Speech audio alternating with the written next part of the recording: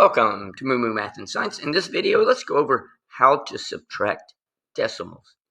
And let's get started. I'll go through the steps as we solve this. Okay, the first thing we need to do is let's rewrite this to where the decimal is lined up. So here's what I mean by that. So we have 65 and 1/10. So I'm going to write for the next number the 6 here, and then I'm going to write the 3 additional digits. So what we can do is we can add some placeholders. It doesn't change the value, and it just makes it easier to subtract. So now we can begin to subtract. So we start here, and let's ask ourselves, can we subtract 2 from 0? Well, no.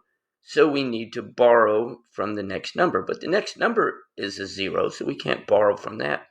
So we're going to borrow all the way over here from this 1.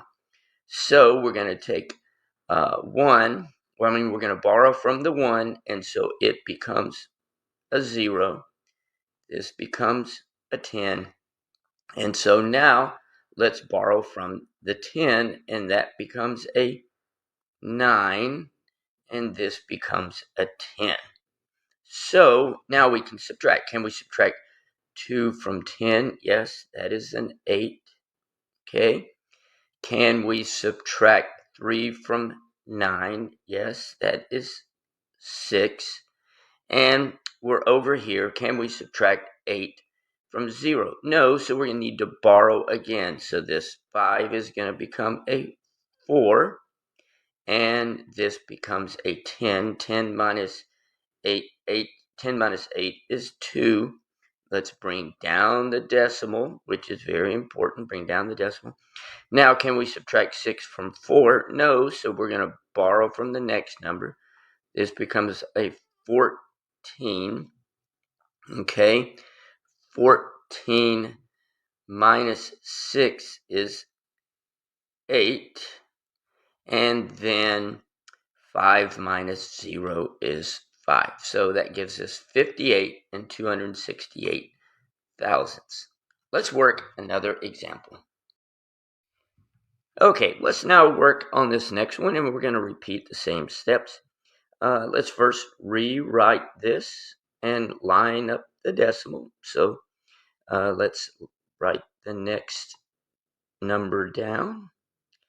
And the decimals are lined up. And let's put in some placeholders just to make it look. Now, in this particular problem, we're going to have to borrow quite a bit. And so I chose this because the borrowing is not straightforward, and I think we'll learn from it. Okay, can we subtract 4 from 0? No, so we need to borrow to the next number. And so we're going to borrow from the 1. It's going to become a 0, and this becomes a 10. 10 minus 4 is 6. Now, can we subtract 6 from 0? No. But we can't borrow from the 0 next to it. So we're going to borrow all the way over here from this 2. It becomes a 1, and this becomes a 10. Now, we're going to borrow from this 10, so it's going to become a 9. That's a messy 9, and this becomes a 10.